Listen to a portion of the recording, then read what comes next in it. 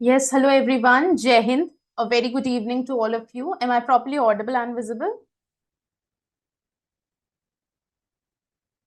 Yes. Can you all hear me properly? Yes. Good evening. Very good evening, Lavanya. All right. So since I'm properly audible and visible, so let's get started with the class. Okay. So I hope you all are fine. Okay तो आज class 5 है we are already done with human body 1 2 3 classes and then in the fourth class we have discussed common epidemics that is also one of the very important topic ठीक है। तो जब हम NDA या CDS के paper की बात करते हैं तो आपने देखा है कि एग्जाम में कुछ ऐसे टॉपिक्स होते हैं हर एक एग्जाम में जिसकी वेटेज ज्यादा होती है जिससे हमेशा like more number of questions are being asked okay. तो ह्यूमन बॉडी और this diseases common epidemics these two are very important topic from exam point of view because they are having a very high weightage okay ठीक है। तो चलिए आज class 5 है that is cellular basis of life okay. तो आज जो हम पढ़ेंगे वो सेल के बारे में पढ़ेंगे ठीक है। सेल ऑर्गेनल्स के बारे में पढ़ेंगे and this is one of the very familiar topic और इसके बारे में हम क्लास 6 से ही पढ़ते आ रहे हैं बट यहाँ पे थोड़ा सा डिटेल में इसे समझेंगे okay. And then we will also going to include photosynthesis and plant respiration ठीक है।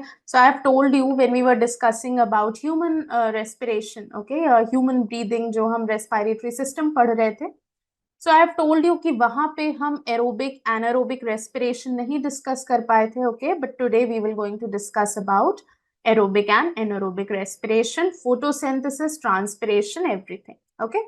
So before moving ahead let me tell you about the schedule.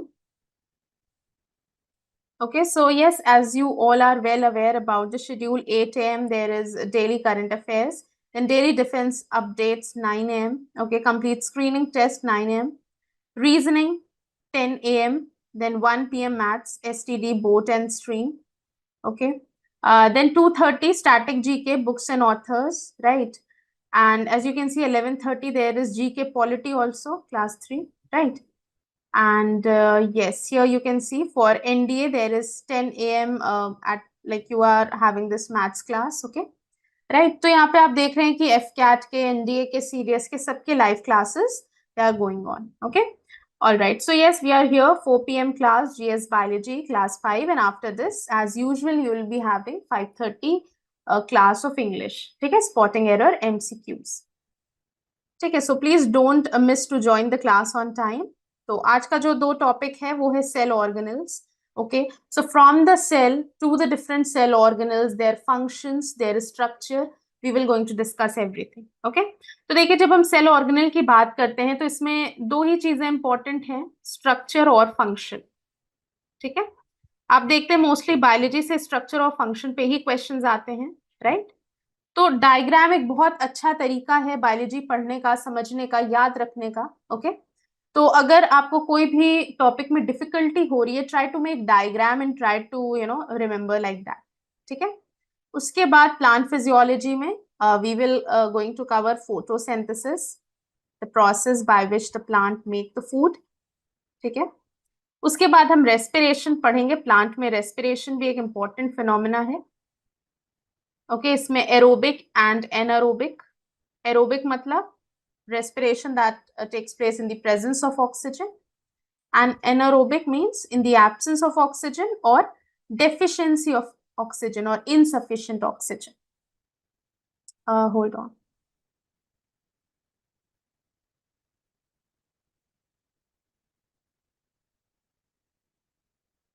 ठीक है।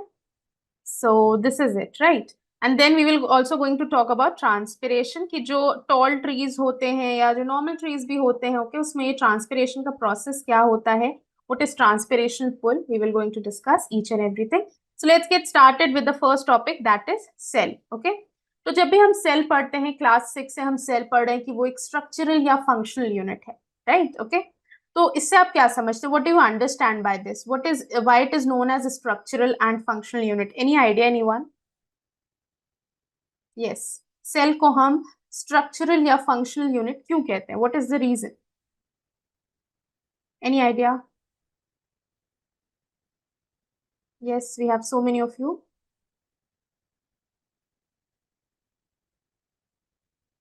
Yes, yes, very good. Okay, तो देखिए इसको हम क्यों, सेल को हम स्ट्रक्चरल यूनिट क्यों कहते हैं? बिकॉज जैसे कि आप समझ लीजिए कि एक बिल्डिंग बनानी है, ठीक है। अब एक बिल्डिंग बनाने के लिए जो सबसे छोटी यूनिट चाहिए वो आपको क्या चाहिए? ब्रिक चाहिए, ईट। ठीक है, ब्रिक चाहिए जो सबसे छोटी यूनिट होगी। कई सारे ब्रिक मिलके क्या बनाएंगे? वॉल बनाएंगे। कई सारे वॉल मिलके रूम बनाएंगे, और कई सारे रूम्स मिलके बिल्डिंग बनाएंगे। ठीक है। और ये हमने हायरार्की भी पढ़ी है कि कैसे जो सेल्स होती हैं वो कंबाइन करके टिश्यू, टिश्यू कंबाइन करके ऑर्गन, ऑर्गन कंबाइन करके organ system, and finally the organism. ठीक है, तो ये हमने पढ़ा, ये हायरार्की है। तो देखिए जो सबसे छोटी यूनिट है दैट इज सेल। ओके, इसीलिए हम इसे स्ट्रक्चरल यूनिट कहते हैं, because it is capable of forming all other different, यहाँ पे ये टिश्यू भी बना सकता है, फिर टिश्यू मिलके organ, then organ system and organism. Okay, और फंक्शनल यूनिट इसलिए कहते हैं बिकॉज एक सिंगल सेल केपेबल होती है to perform all the important functions. जैसे अमीबा आप सबने सुना है, देखा है, ठीक है। अमीबा एक यूनिसेल्युलर ऑर्गेनिज्म है, इसका मतलब वो एक सेल का बना है। ठीक है, बट वो एक सेल केपेबल है to carry out all the important function, be it excretion, nutrition. Okay, तो जो भी इंपॉर्टेंट या लाइफ सस्टेनिंग प्रोसेसेस होते हैं वो एक सेल केपेबल होती है करने के लिए। ठीक है, तो इसीलिए हम इसे फंक्शनल यूनिट भी कहते हैं। Okay, so this is the reason. अब देखिए दो टाइप की सेल्स होती हैं, प्रोकैरियोटिक और यूकैरियोटिक। ओके, जो बेसिक डिफरेंस है इनके नाम में ही है। प्रोकैरियोटिक मतलब जो प्रिमिटिव टाइप के हों, ठीक है। और जो प्रिमिटिव होंगे आपको पता है कि उसमें बहुत फीचर्स नहीं होंगे। ठीक है, तो जो प्रिमिटिव या प्रोकैरियोटिक सेल्स होती हैं इनमें कोई भी सेल ऑर्गेनल, कोई माइटोकॉन्ड्रिया नहीं होता, कोई गोल्जी बॉडीज नहीं होती। ठीक है, राइट। तो जो भी डिफरेंट सेल ऑर्गेनल्स आपको यहाँ पे दिख रहे हैं, गोल्जी एपैरेटस, एंडोप्लाज्मिक रेटिकुलम, ये सब प्रोकैरियोट्स में एब्सेंट होते हैं। ठीक है, प्लस यहाँ पे न्यूक्लियस भी नहीं होता। Okay, right. एंड यहाँ पे जो डीएनए होता है, जो कि that is the heredity material. Okay, जो डीएनए होता है वो एक एरिया में प्रेजेंट होता है जिसे हम न्यूक्लियोइड कहते हैं। So instead of nucleus which is a structure, nucleus तो आप सबको पता है एक स्ट्रक्चर है, प्रॉपर स्ट्रक्चर है, it has the membrane around it, right. Okay, but nucleoid actually एक एरिया है। ओके, तो अगर हम प्रोकैरियोटिक सेल की बात करें तो हम बैक्टीरिया को एग्जाम्पल ले सकते हैं, बिकॉज बैक्टीरिया एक प्रोकैरियोटिक सेल है। ओके, अब पूरे बैक्टीरिया के सेल में आपको कहीं पर भी अगर डीएनए दिखे बैक्टीरिया का, so that area is nucleoid. Okay, तो ये कोई स्पेसिफिक एरिया नहीं होता है। ओके, ये कहीं पे भी सेल में जहां कहीं बैक्टीरियल डीएनए दिखे, that is known as nucleoid, that area. ठीक है, राइट। सेल वॉल होता है, साइटोप्लाज्म होता है। ओके, साइटोप्लाज्म होता है, देन सेल मेम्ब्रेन है। Okay, plasmid is there, nucleoid is there, pili is there for locomotion, flagella होता है लोकोमोशन के लिए, पिलाई फॉर रिप्रोडक्शन। ठीक है, कैप्सूल होता है दैट प्रोटेक्टिव कवरिंग। बट यहाँ पे आपको एक कॉमन सेल ऑर्गेनल दिखेगा जो कि होता है राइबोसोम। ये जरूर याद रखिएगा। ऐसा इसलिए होता है कि अभी हमने पढ़ा प्रोकैरियोट में कोई भी मेम्ब्रेन बाउंड सेल ऑर्गेनल नहीं होते। तो राइबोसोम क्यों होता है? बिकॉज राइबोसोम में कोई भी मेम्ब्रेन प्रेजेंट नहीं है। ओके, ये एक अकेला ऐसा सेल ऑर्गेनल है जिसमें कोई भी मेम्ब्रेन प्रेजेंट नहीं होती। Okay, so it is not having any membrane and it is a part of both prokaryote and eukaryote. Okay, ये दोनों में ही प्रेजेंट होता है। हाँ, इसमें डिफरेंट डिफरेंस जो होता है, डिफरेंट टाइप का राइबोसोम होता है। जैसे अगर हम प्रोकैरियोट्स की बात करें तो 70S राइबोसोम होता है, और अगर हम यूकैरियोट्स की बात करें तो 80S राइबोसोम होता है। ठीक है, राइट। अब ये जो 70S है, okay, S is the sedimentation coefficient. ठीक है, right. So we are not getting into that detail, okay, sedimentation coefficient, but आप अपने अपने को याद रखने के लिए, ठीक है, ये याद रखिए कि दोनों ही, like ribosomes is present in both the prokaryotes and the eukaryotes, but हाँ यहाँ पे डिफरेंट टाइप का राइबोसोम प्रेजेंट होता है। प्रोकैरियोटिक में 70S और यूकैरियोटिक में 80S। ठीक है, राइट। तो ये एक हमें इसमें कॉमन भी पता चल गया that ribosome is common to both. Okay, अब अगर हम यूकैरियोट की बात करें तो जो भी हम प्लांट सेल, एनिमल सेल की बात करते हैं, they are eukaryotic cell. They have the membrane bound cell organelle, be it endoplasmic reticulum, mitochondria, Golgi apparatus, ठीक है. फिर न्यूक्लियस भी होता है जिसके अंदर डीएनए प्रेजेंट होता है. Okay, right. It is having the nucleolus also. ठीक है, राइट. अब ये जो रफ और स्मूथ एंडोप्लाज्मिक रेटिकुलम, दो टाइप के रेटिकुलम्स भी होते हैं जिनके बारे में हम डिटेल में समझेंगे. Okay, so yes, this is all about the prokaryotic and the eukaryotic cell. देखिए इसमें आप जो मेजर डिफरेंस है वो न्यूक्लियोइड का है. ठीक है, न्यूक्लियोइड पे क्वेश्चंस बहुत बार आ चुके हैं कि उस रीजन को क्या कहते हैं प्रोकैरियोटिक सेल की या बैक्टीरियल सेल की जहां पे डीएनए प्रेजेंट होता है, तो हम उसे न्यूक्लियोइड कहते हैं. ठीक है, कॉमन क्या हो गया, ribosome is common to both. Okay, दो different type of ribosome is present, but ribosome is present in both. Okay, उसके बाद देखिए जो यूकैरियोटिक सेल है, जैसे प्लांट और एनिमल सेल, इसका डायग्राम यहाँ पे दिया है. ठीक है, अब अगर हम और डिटेल में जाएं तो आप सबको पता है कि प्लांट और एनिमल सेल है तो eukaryotic cell. Okay, but plant और एनिमल सेल में डिफरेंस होता है. डिफरेंस इसलिए भी होता है बिकॉज आपको पता है कि जो एनिमल सेल है वो like animals, they are like they have the ability to locomote. Okay, एक जगह से दूसरी जगह तक जाने का काम एनिमल्स करते हैं, प्लांट्स नहीं करते. So this is the reason why they have different cell. Okay, अब देखिए इसके पीछे बहुत जो मेजर रीजन ये है कि अगर कोई भी हार्श क्लाइमेटिक कंडीशन आई, सपोज बहुत हैवी रेनफॉल हो गया या स्नोफॉल हो गया, तूफान आ गया, हरिकेन आ गया. ओके, ऐसी कंडीशन में एनिमल्स तो मूव कर जाएंगे, वो अपने को प्रोटेक्ट कर लेंगे. Okay, they can move to the safer place. But what about the plants, they have to survive it all. Okay, ये लोकोमोट नहीं कर सकते, तो चाहे हैवी रेनफॉल हो, चाहे जो भी हो, उनको हर चीज फेस करना है. Right? Okay, so that's why the nature has given them much of a protection. Okay, इसीलिए ये जो सेल वॉल है ये प्रेजेंट होता है प्लांट सेल में. ओके, जिससे कि इन्हें रिजिडिटी मिले. It is having the protective function. Okay, right. और जो दूसरा इंपॉर्टेंट है वो क्लोरोप्लास्ट है. प्लांट्स जो होते हैं अपना फूड खुद प्रिपेयर करते हैं, so they have this chloroplast. Right? Okay, apart from this there is a difference in the structure of vacuole. Vacuole वैसे तो दोनों में ही प्रेजेंट होते हैं, बट अगर आप प्लांट सेल को देखें तो 90% जो प्लांट सेल का स्पेस या वॉल्यूम होता है that is occupied by this vacuole. Okay, ऐसा इसलिए होता है कि देखिए एनिमल सेल्स लोकोमोट करते हैं, डिफरेंट अदर फंक्शंस करते हैं. ओके, तो इनमें इतना फूड बचता नहीं है कि वो स्टोर करें, तो उनको उतनी नीड भी नहीं है स्टोरेज ऑर्गन या वैक्यूल की. बट प्लांट्स क्या करते हैं, इनमें कुछ ऐसा मेजर एनर्जी रिलीजिंग फंक्शन नहीं होता, तो ये अपना फूड स्टोर करते हैं. ओके, और फूड को स्टोर करने के लिए vacuoles are being provided to them, the bigger vacuoles. ठीक है, तो ये तो कुछ डिफरेंसेस हैं. Okay, in the animal and the plant cell. Right? Moreover आप यहाँ पे देख सकते हैं जो सेंट्रियोल्स है ये एनिमल सेल में प्रेजेंट होता है. It helps in reproduction. Okay, right. And the others like they are same, mitochondria दोनों में ही होता है. Okay, then nucleus, rough and smooth endoplasmic reticulum, all are common. Okay, ठीक है. चलिए अब आगे बढ़ते हैं और हर एक पार्ट को क्लियरली समझते हैं. ठीक है, तो जब हम सेल ऑर्गेनेल की बात करेंगे तो हम स्ट्रक्चर पढ़ेंगे, पहले हम डायग्राम देखेंगे और फिर उससे रिलेटेड उसका फंक्शन समझेंगे. इसी पे क्वेश्चंस आने हैं. ठीक है, so we will going to follow the exam centric approach. ठीक है, तो यहाँ पे देखिए जो प्लांट सेल है वो किसकी बनी होती है, ये आपको पता होना चाहिए. वो सेल्यूलोज की बनी होती है. राइट? ओके, और यहाँ पे देखिए सबसे बाहर होता है cell wall. That is unique feature of the plant cell, or like it is not present in the animal cell. In that sense it is unique. Otherwise जो सेल वॉल है वो एल्गी में भी होती है, फंजाई में भी होती है, बैक्टीरिया में भी होती है, प्लांट में भी होती है, बट एनिमल्स में नहीं होती. ठीक है, रीजन आपको पता है, because they have to locomote, तो उनको इतनी रिजिडिटी नहीं चाहिए, उन्हें फ्लेक्सिबिलिटी चाहिए. ठीक है, और सेल वॉल रिजिडिटी प्रोवाइड करता है, प्रोटेक्शन प्रोवाइड करता है. ओके, देन गोल्जी अपैरेटस है. Okay, then these are all the things. Right? तो ये तो हमने पढ़ा ही है. बस आप यहाँ पे ये समझिए कि जो सेल वॉल है ये सेल्यूलोज की बनी होती है और इसका काम होता है प्रोटेक्टिव इन नेचर. ये जो होती है फ्रीली परमिएबल होती है. इसका मतलब it will going to allow all the molecules to pass through it. Okay, right. चलिए अब देखिए सेल मेम्ब्रेन दूसरी.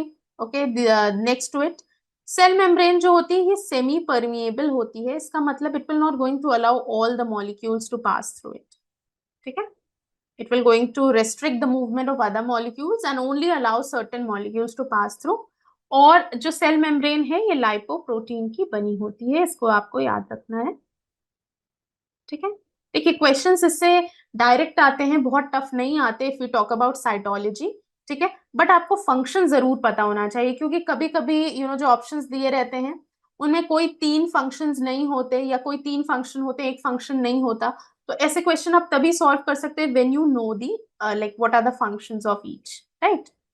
ठीक है, अब यहाँ पे देखिए, यहाँ पे it will going to help in communicating with the environment because it is semi permeable, allowing certain molecules to pass through it. Lipid और प्रोटीन की बनी होती है, ओके।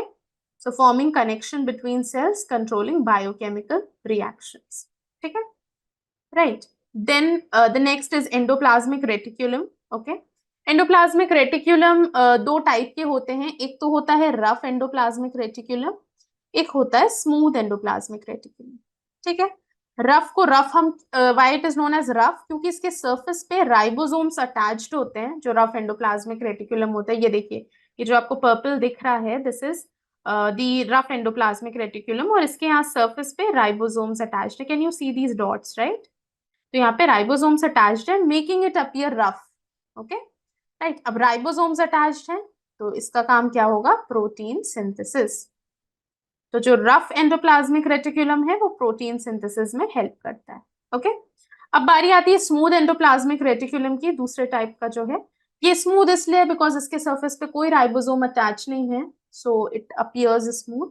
इसका काम है लिपिड की सिंथेसिस करना, लिपिड सिंथेसिस या फैट सिंथेसिस। लिपिड और फैट एक ही है, ये आपको पता होना चाहिए, ठीक है। लिपिड या फैट सिंथेसिस का काम करता है स्मूथ एंडोप्लाज्मिक रेटिक्यूलम, और rough endoplasmic reticulum it helps in protein synthesis, right? Okay, and then we move to the next is Golgi apparatus. तो देखिए Golgi apparatus जो होता है, इसका काम होता है ट्रांसपोर्टेशन का, ठीक है। तो एक बार प्रोटीन और लिपिड सिंथेसाइज हो गई एंडोप्लाज्मिक रेटिक्यूलम से, तो अब उसको ट्रांसपोर्ट करने का काम किसका होगा, Golgi apparatus का, ठीक है। यहाँ पे एक और हम प्रोसेस पढ़ेंगे जिसको कहते हैं मेम्ब्रेन बायोजेनेसिस, ठीक है। अब मेम्ब्रेन बायोजेनेसिस का क्या मतलब हुआ, जब मेम्ब्रेन की बात हो रही है तो ये प्लाज्मा मेम्ब्रेन की बात हो रही है, ठीक है। बायोजेनेसिस इसका मतलब फॉर्मेशन हो रहा है बायोमोलिक्यूल्स यूज करके, मतलब लिपिड्स और प्रोटीन यूज करके। तो अभी हमने स्टार्टिंग में पढ़ा कि जो सेल मेम्ब्रेन है वो लिपिड और प्रोटीन की बनी है, लाइपोप्रोटीन की बनी है, ठीक है। अब आप थोड़ा सा इसके फंक्शन को लिंक करके या कनेक्ट करके पढ़िए, ओके। हमने अभी क्या डिस्कस किया, जो रफ एंडोप्लाज्मिक रेटिक्यूलम है इसने प्रोटीन बना दिया, और जो स्मूथ एंडोप्लाज्मिक रेटिक्यूलम है उसने लिपिड का फॉर्मेशन किया, सिंथेसिस किया, ठीक है। और जो सेल मेम्ब्रेन है वो भी तो लिपिड और प्रोटीन की ही बनी है, ओके। इसीलिए यहाँ पे एक बार क्वेश्चन भी आ चुका है कि जो मेम्ब्रेन बायोजेनेसिस है या जो प्लाज्मा मेम्ब्रेन का फॉर्मेशन है, उसके लिए कौन से दो सेल ऑर्गेनल्स इंपॉर्टेंट है। तो आपका आंसर होगा endoplasmic reticulum and Golgi apparatus। क्यों, क्योंकि लिपिड और प्रोटीन की सिंथेसिस तो एंडोप्लाज्मिक रेटिक्यूलम ने कर दी, ओके। अब गोल्जी apparatus का काम है उसको प्रॉपरली लेबल करके, मार्क करके उसको ट्रांसपोर्ट करने का काम, okay, right, so that it can reach to the required part of the cell, okay. तो यहाँ देखिए, packages the product for transport, right, okay. तो ये मेम्ब्रेन बायोजेनेसिस में गोल्जी apparatus और एंडोप्लाज्मिक रेटिक्यूलम दोनों ही इंपॉर्टेंट रोल प्ले करते हैं, राइट, ओके। नेक्स्ट देखिए माइटोकॉन्ड्रिया है, ओके। तो माइटोकॉन्ड्रिया के बहुत इंपॉर्टेंट फंक्शन है, आपको पता है कि माइटोकॉन्ड्रिया को पावर हाउस कहते हैं सेल का, ये हम क्लास 6 से पढ़ रहे हैं, okay, power house of cell, right. Power house इसलिए कहते हैं because it is responsible for energy generation, जैसे जनरेटर होता है, it gives power, okay. Similarly mitochondria भी है, ये पावर देता है, ये एनर्जी देता है in the form of ATP, okay. So what is the full form for ATP, anyone, what is ATP full form? Adenosine triphosphate. Yes, very good. Yes, so it is adenosine triphosphate, ठीक है, अब इसको हम क्या कहते हैं, इसको हम कहते हैं एनर्जी करेंसी।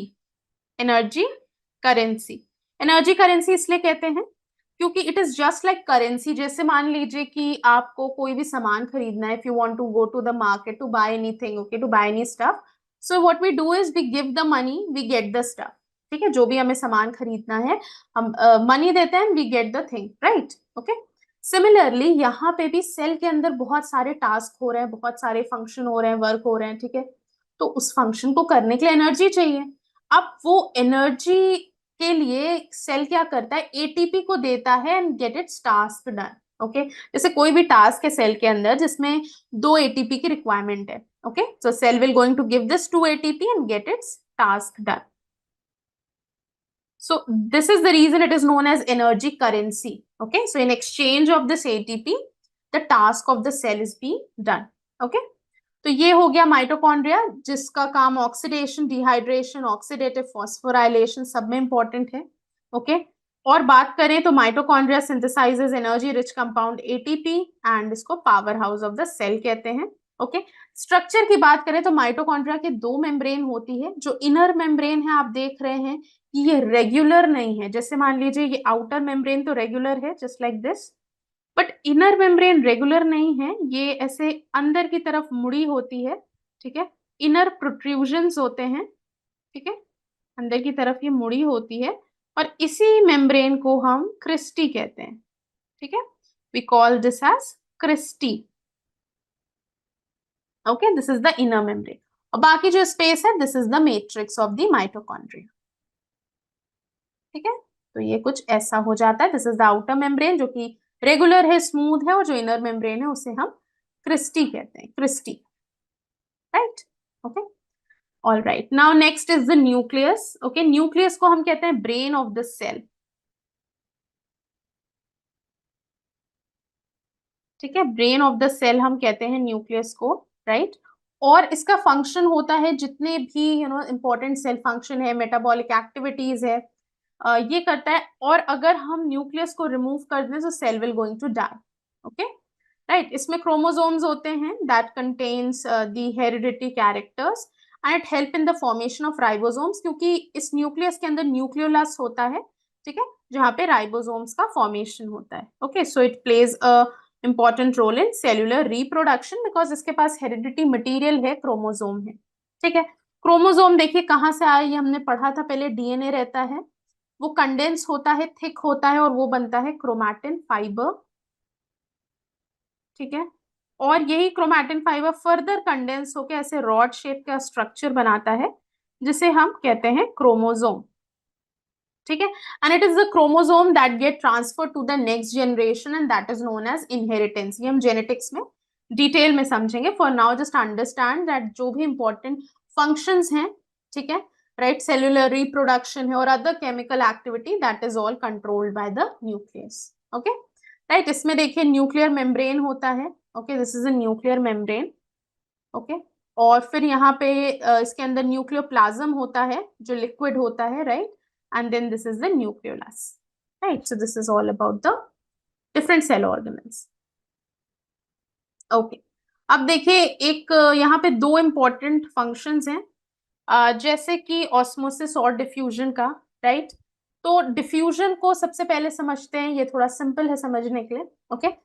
तो डिफ्यूजन में होता क्या है, जैसे हमने कहीं पे भी परफ्यूम स्प्रे किया, ओके, सपोज आपने अपने हैंड पे थोड़ा सा परफ्यूम स्प्रे किया, तो आप देखते हैं कि अभी तो पूरे रूम में वो स्मेल नहीं स्प्रेड हुई है, ओके, बट इवेंचुअली क्या होता है कि you have spread that perfume in your hand, okay, और फिर वो धीरे धीरे क्या होता है, slowly and gradually it just fills whole of the room, okay. ऐसा होता है इसलिए because this process of diffusion, okay. Diffusion का मतलब होता है हाई कंसंट्रेशन, जहां आपने परफ्यूम को स्प्रे किया, जैसे आपने हैंड पे परफ्यूम स्प्रे किया तो हैंड पे क्या हो गया, परफ्यूम का कंसंट्रेशन हाई हो गया, ठीक है। अब ये मूव करेगा रूम में, ठीक है, तो रूम में कंसंट्रेशन लो हो जाएगा, राइट, ओके।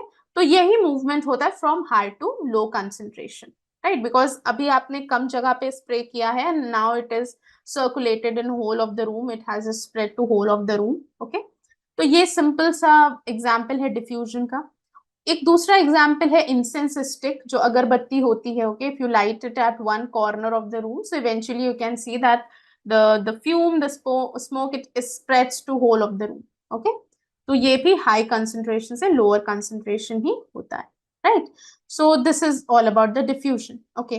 अब ऑस्मोसिस क्या होता है? ऑस्मोसिस में जहां पे हायर कंसंट्रेशन होता है, ओके, सॉल्वेंट का, ओके, जहां पे हायर कंसंट्रेशन होता है सोल्यूट का, ओके, वहां से ये जाता है हायर कंसंट्रेशन ऑफ सॉल्वेंट पे, ओके. तो यहाँ पे ये जो ऑस्मोसिस होगा, यहाँ पे just let me tell you about solute, solvent and solution. ठीक है, पहले इसको समझ लेते हैं, तभी हमें क्लियरली ऑस्मोसिस भी समझ आएगा.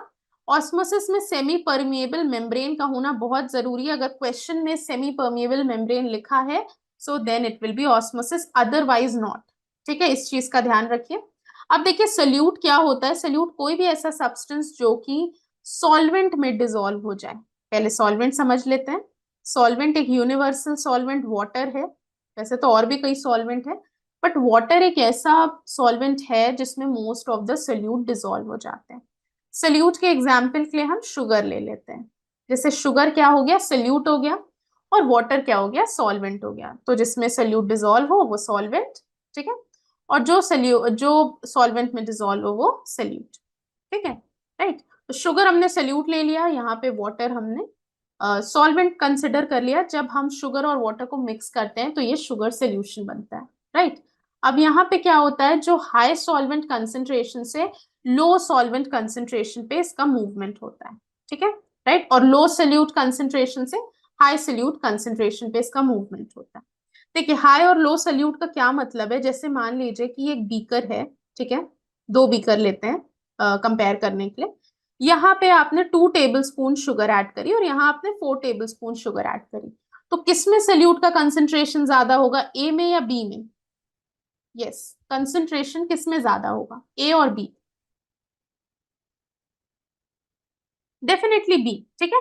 तो कंसेंट्रेशन का मतलब यहाँ पे है the amount of solute dissolve in a solvent. तो जिसमें जितना ज्यादा सोल्यूट होगा उतना ही ज्यादा हम उसके कंसेंट्रेशन को कंसिडर करेंगे, ठीक है.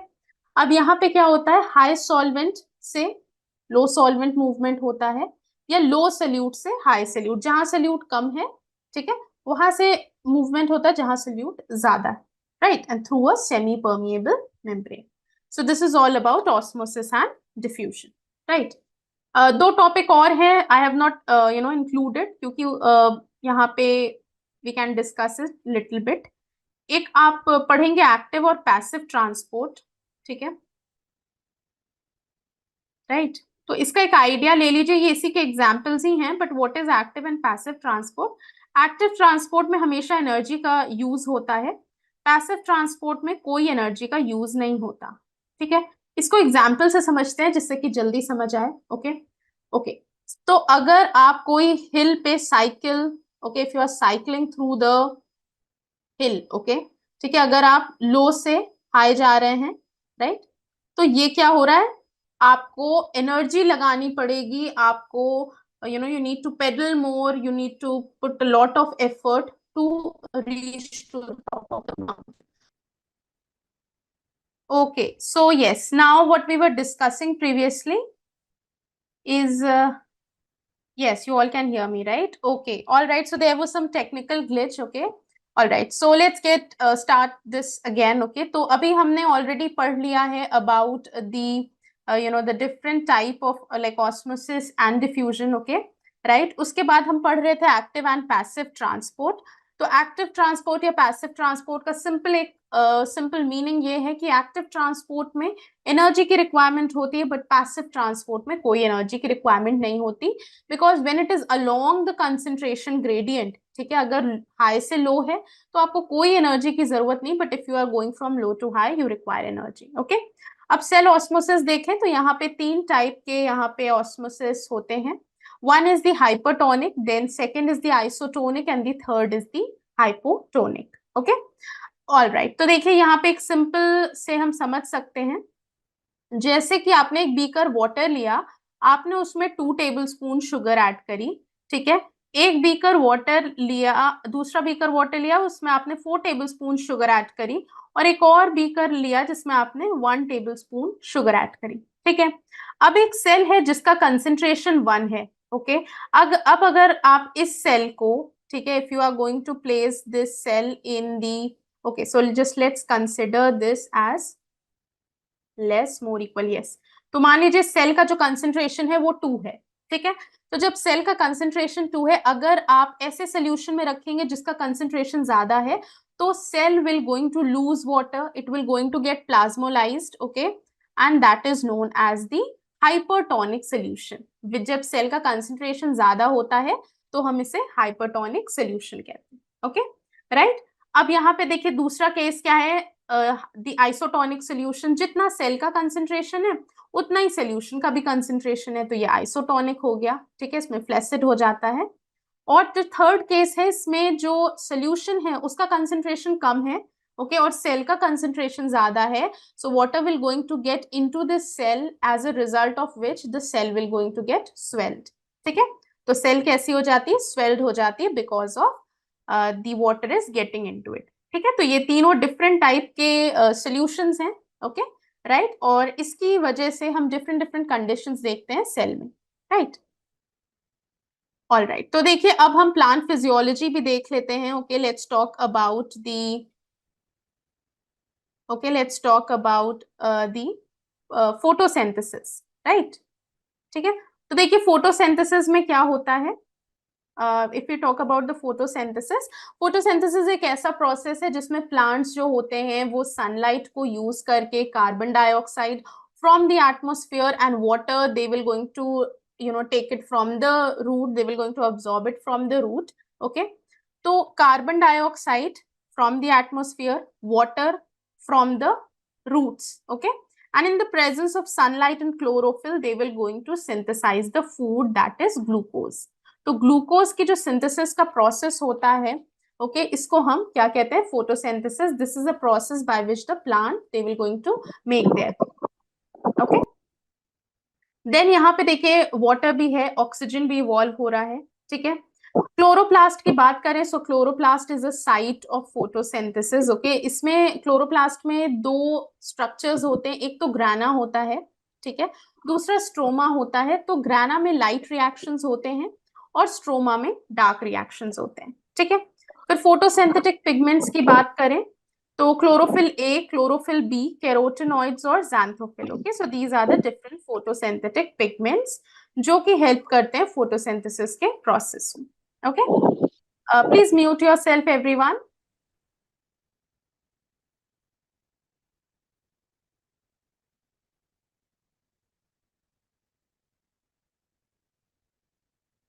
यस, ओके, ठीक है। अब यहाँ पे देखिए यहाँ पे 2 पिगमेंट सिस्टम्स भी होते हैं, पिगमेंट सिस्टम 1 एंड 2, ओके। यहाँ पे P700 एंड P680, ओके, इसको करेक्ट कर लीजिएगा, दिस इज 680।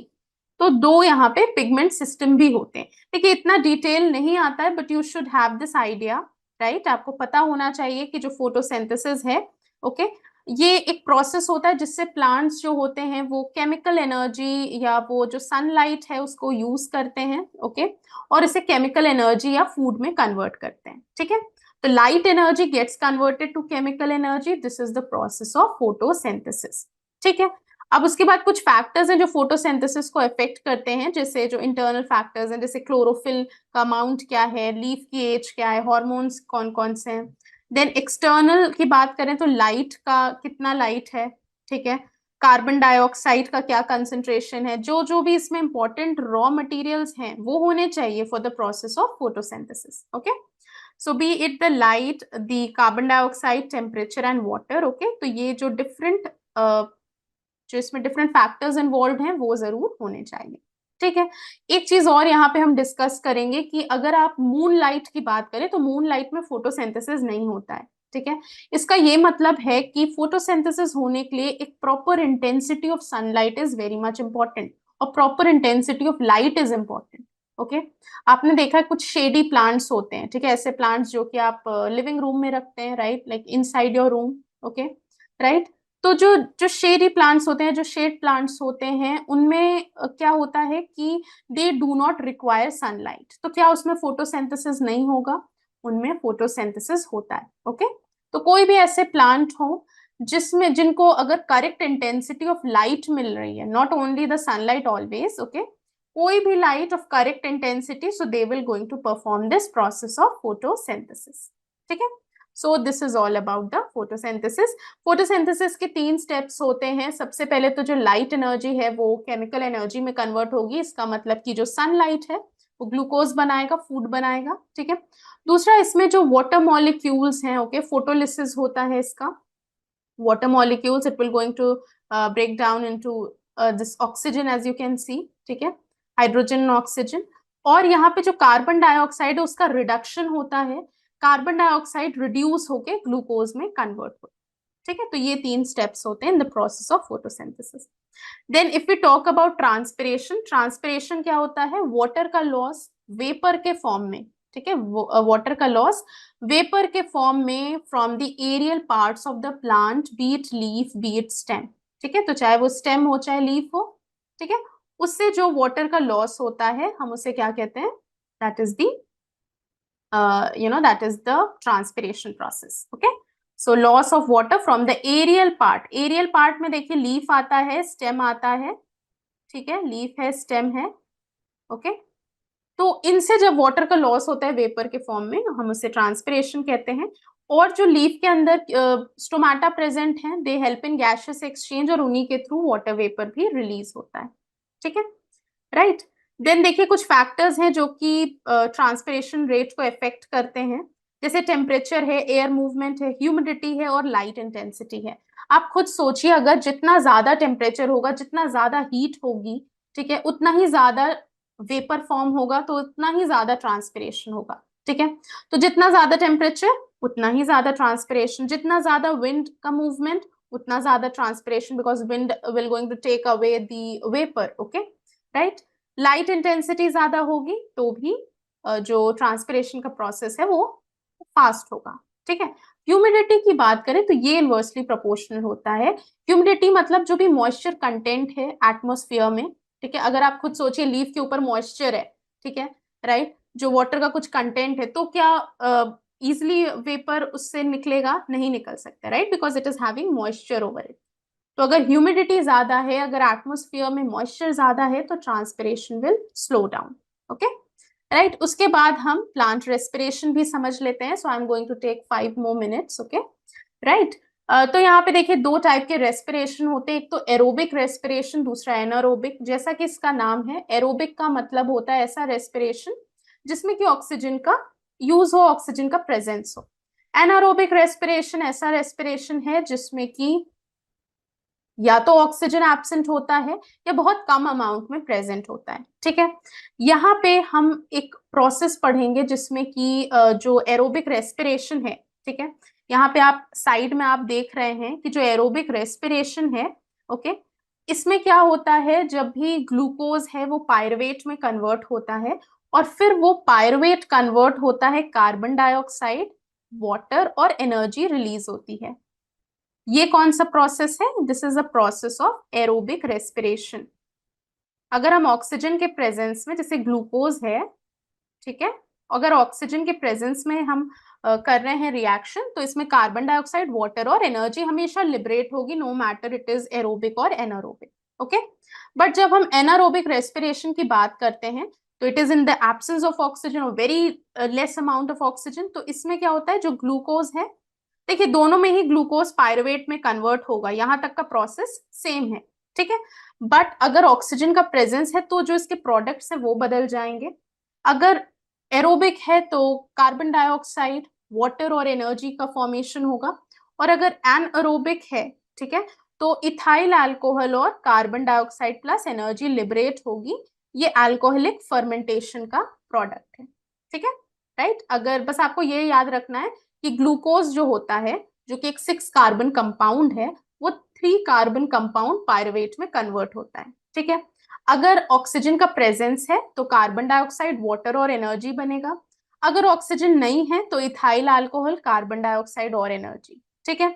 अब आपने एक देखा होगा that we do come across about the muscle pain, ठीक है। तो जो हमें मसल पेन या मसल क्रैम्प होता है, it is because of the deposition of lactic acid in our body, ठीक है। तो लैक्टिक एसिड का जो फॉर्मेशन हो जाता है बॉडी में, ओके, ये कैसे होता है, यहाँ पायरुवेट तक तो बना, अब जो हमारे बॉडी मसल्स हैं उसको इनफ ऑक्सीजन नहीं मिला, ठीक है। एक बार अगर इनफ ऑक्सीजन नहीं मिलता है तो इनसफिशिएंट ऑक्सीजन की वजह से यहाँ पे लैक्टिक एसिड का फॉर्मेशन होता है, ठीक है, राइट। तो लैक्टिक एसिड कब बनता है, मसल्स में बनता है, ठीक है। आप देखे होंगे लाइक जो मैराथन रन करते हैं या जो भी like they take part in race, okay, तो क्या होता है जब वो स्टार्ट करते हैं वो रेस, तो स्टार्टिंग में तो उनके मसल्स को इनफ ऑक्सीजन मिल रहा है, ठीक है, मसल्स एरोबिकली रेस्पायर कर रहा है, ऑक्सीजन के प्रेजेंस में कर रहा है, बट जैसे जैसे उनकी एक्टिविटी बढ़ती जाती है उन्हें उतना ऑक्सीजन नहीं मिलता जितना रिक्वायर्ड है, ओके। सो क्या होता है, muscles they they they are doing their work but in less supply of oxygen, ठीक है।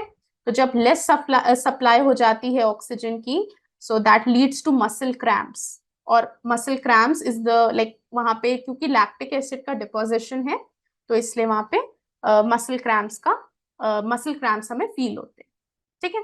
तो ये तो एरोबिक और एनारोबिक है, ठीक है। एरोबिक रेस्पिरेशन या एनारोबिक रेस्पिरेशन, देखिए यहाँ पे ग्लाइकोलिसिस का एक फिनोमेना होता है, ठीक है। So okay, so this is not working, okay, तो चलिए आप यहाँ पे देख लीजिए, देखिए ग्लाइकोलिसिस से बात करें, ओके, तो देखिए सबसे अच्छा होता है like if you are facing any muscle cramp, okay, तो लाइक कुछ भी जैसे वार्म वाटर का आप वो कर सकते हैं, like you can take the warm water, okay, and dip the cloth in it, okay, and then you can put it on the pain, like the area where you are having the pain, ठीक है, right. और आप क्या कर सकते हैं, you can just you can take like more of oxygen, ठीक है, try taking more of oxygen जिससे कि ऑक्सीजन की डेफिशिएंसी कम हो, right. Okay, so yes, this is like this can be one of the remedies, okay। फिर देखिए यहाँ पे ग्लाइकोलिसिस की बात करते हैं, अभी हमने पढ़ा ग्लूकोज पायरुवेट में कन्वर्ट हो रहा है, ठीक है। तो ग्लूकोज एक 6 कार्बन मॉलिक्यूल है, ये 3 कार्बन के पायरुवेट में कन्वर्ट होता है, okay, so it gets converted into 3 carbon pyruvate. तो यहाँ पे देखिए C3H4 और O3 ये पायरुवेट का फॉर्मूला है, ठीक है। ग्लूकोज का तो आप सबको पता है C6H12O6, तो ये जो ग्लूकोज है ये पायरुवेट में कन्वर्ट हुआ है, और ये like it has the series of reactions, ठीक है। तो ग्लूकोज सबसे पहले ग्लूकोज 6 फॉस्फेट में कन्वर्ट होता है, fructose 6 phosphate, fructose 1,6 diphosphate, glyceraldehyde 3 phosphate, 1,3 diphosphoglycerate and 3 phosphoglycerate, then 2 phosphoglycerate, then phosphoenol pyruvate and then pyruvate, ठीक है। तो इसको आपको याद रखना है, okay, just read it 2 to 3 times, ये आपको याद हो जाएगा कि ग्लूकोज पायरुवेट में कैसे कन्वर्ट हुआ, ठीक है। सो यस, ये ग्लाइकोलिसिस का देखिए, इसमें नेट गेन भी लिखा है 2 ATP, okay, right. So there is some problem with the eraser. I'm not able to erase these things. Okay, right? But यहाँ पे देखिए, इसको भी थोड़ा सा समझ लेते हैं। ओके, तो क्रेब्स साइकिल को याद करने के लिए यहाँ पे एक बहुत ही अच्छा लाइक कोड है, ठीक है। यहाँ पे I am writing it, cake is okay, so sent few more only, ठीक है। ये आप कहीं पे लिख लीजिए क्लियरली, बिकॉज यहाँ पे eraser is not working today, ठीक है।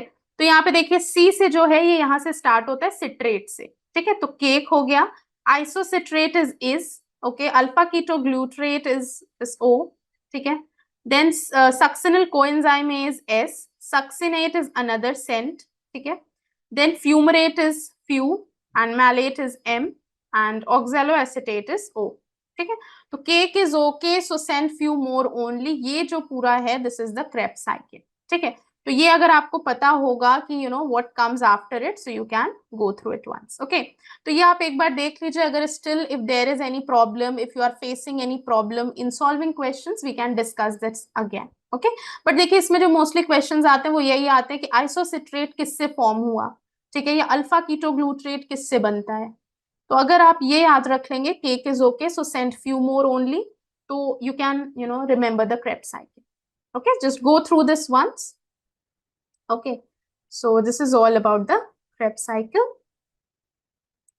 ठीक है, उसके बाद ये इलेक्ट्रॉन ट्रांसपोर्ट चेन भी है. ओके, तो जो इलेक्ट्रॉन एक्साइट हो जाता है when sunlight falls on it. Okay, तो ये उसी का प्रोसेस है इलेक्ट्रॉन ट्रांसपोर्ट चेन का. इसमें जो पायरुवेट प्रोड्यूस होता है ग्लाइकोलिसिस में, it get transported to mitochondria. Mitochondria से ये एसिटाइल कोएंजाइम ए में कन्वर्ट हो जाता है. अब देखिए यहाँ पे जो एसिटाइल कोएंजाइम ए है, ओके, इट एंटर्स, ये जो एसिटाइल कोएंजाइम ए है, देखिए यही क्रेब्स साइकिल में एंटर करता है. Okay, so yes, this is all about it. Right, so yes, here we have come to the end of the class. Okay, so today there was some technical glitches, as you can see, right, because of which the session didn't run that smoothly. Okay, but what we can do is, since we are falling short of time also, so I'm ending the class here. We have questions also, you can go through, okay, in the PDF, right? And tomorrow, if there is any doubt in any part, we can discuss that again, right? Okay, तो देखिए यहाँ पे कुछ questions भी हैं. जैसे plant cell में which of the following contain their own DNA. Okay, तो इसमें क्या करेक्ट आंसर होगा? Let's discuss one question. Yes, because like the eraser is not working, so I am not able to clean this up. Yes, कौन कौन से organelles हैं जिनके own DNA होते हैं? Yes, try this out. Nucleus, endoplasmic reticulum, ribosome, Golgi apparatus, mitochondria, chloroplast and vacuoles. Yes, very good. Mitochondria and chloroplast ऐसे cell organelle हैं, they are semi autonomous, उनके पास खुद के डीएनए होते हैं, and they are capable of doing they are capable of synthesizing protein, right, because they have their own DNA. Okay, so yes, there are few more questions attached. Okay, please go through it. Like the PDF will be provided to you. And in case of any doubt in any topic, please note that topic. Okay, we can discuss that topic all over again. Okay, so yes, ending the class on this. Thank you so much everyone for joining in. All right, Jai Hind.